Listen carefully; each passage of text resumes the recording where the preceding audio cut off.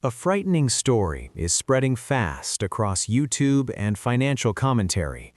If war erupts in the Persian Gulf, the petrodollar collapses, Gulf capital disappears, and the American financial empire begins to suffocate. Professor Jiang's petrodollar collapse theory sounds powerful, but it rests on a fatal mistake. He is using a 1974 map to explain a 2026 battlefield. He treats an oil shock as the end of the empire, as if Gulf oil goes offline and Nvidia dies with it. That is a great ghost story. It is also bad math. Because an oil shock, dollar system collapse, and U.S. tech stock collapse are not the same thing, and that is exactly where his model fails. A Gulf war can absolutely hurt U.S. equities. It can send oil above $100, push inflation higher, keep rates tighter for longer, and compress valuations. But that is an oil and rates shock. It is not proof that the American market lives or dies on Gulf money. And it is definitely not proof that Nvidia, Microsoft, or the AI trade would collapse into a Great Depression if the Gulf monarchies were hit. The reason Professor Jiang's model feels dramatic is simple. It turns one serious risk into one total explanation. But once you separate oil, dollars, and stocks, the collapse story becomes much weaker. Start with energy. His argument quietly assumes that America still depends on Middle Eastern oil the way it did in the 1970s. That is outdated. The United States is now producing oil at or near record highs. The latest official forecasts put U.S. crude production at about 13.6 million barrels per day in 2026, rising to 13.8 million barrels in 2027. Reuters also reported that 2025 U.S. output had already reached 13.6 million barrels. And when you combine crude oil and petroleum products, the overall U.S. balance now looks like a net export structure.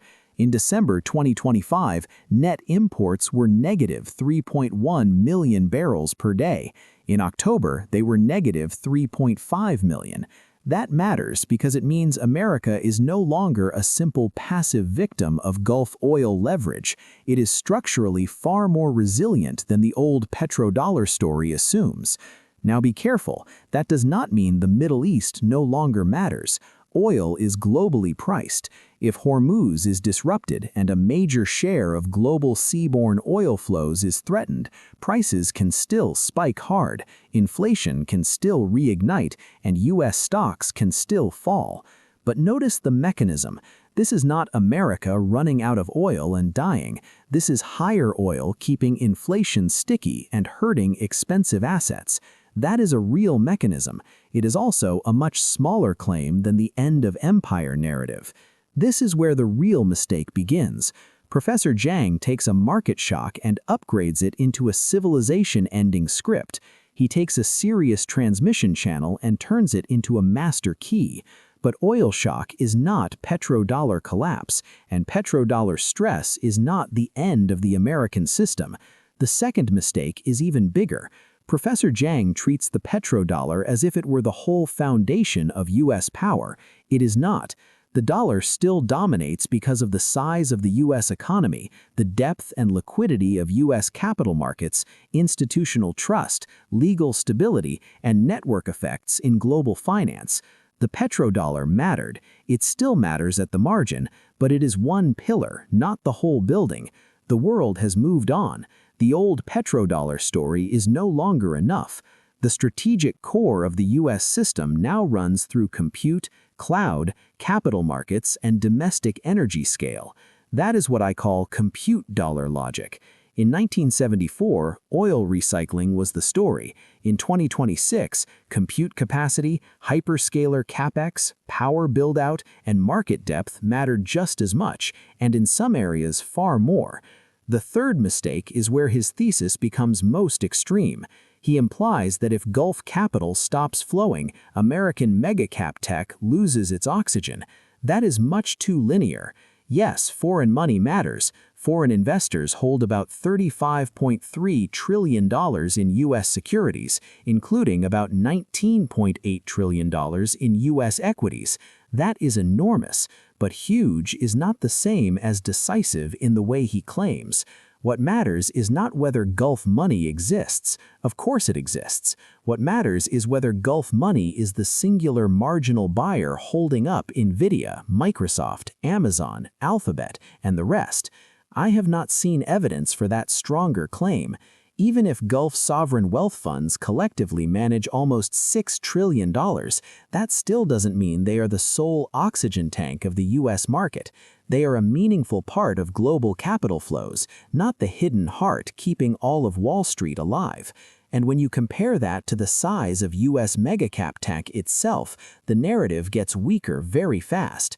The top U.S. tech complex is so large, so globally owned, and so deeply embedded in passive funds, pensions, institutions, and domestic capital that reducing its survival story to Gulf recycling is analytically lazy. Foreigners may hold $35 trillion in U.S. assets, but that doesn't mean the Gulf is the secret life support machine of American equities. The U.S. market is too deep, too domestic, and too globally owned for that fairy tale. And here's the irony Professor Jiang misses. When war breaks out, money doesn't simply vanish, it reallocates. In real risk episodes, capital typically runs toward dollar liquidity, treasuries, and the deepest core assets first. That doesn't mean stocks always rise during war, they don't, but it does mean a Gulf crisis can hurt risk assets while still reinforcing parts of the dollar system. That is exactly why Middle East chaos doesn't automatically equal the end of the dollar order. There is also a deeper structural shift that makes the old petrodollar story less sufficient than it once was. The center of American strategic power is no longer just oil settlement. It's compute, capital markets, cloud infrastructure, and domestic energy scale tied to AI and electrification. This year alone, major tech companies are expected to spend at least $630 billion on AI, and according to J.P. Morgan, the leaders in this race now account for almost 25% of total U.S. market capex. On the energy side, America is also adding record power capacity. Developers plan to add 86 gigawatts of new utility-scale generating capacity in 2026, with solar making up 51% of that total. So the strategic heart of the U.S. system is no longer just oil dollar recycling. It is increasingly a fusion of domestic energy scale, compute build-out, capital market depth, and platform economics.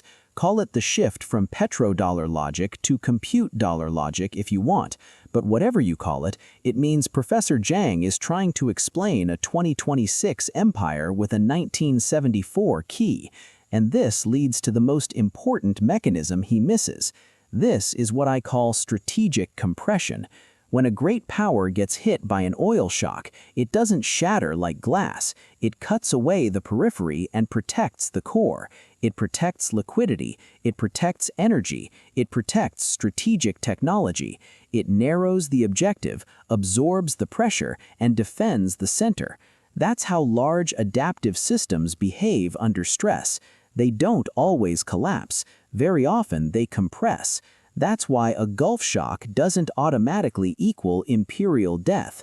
It can just mean tighter financial conditions, a narrower policy range, and a harder market environment for expensive assets.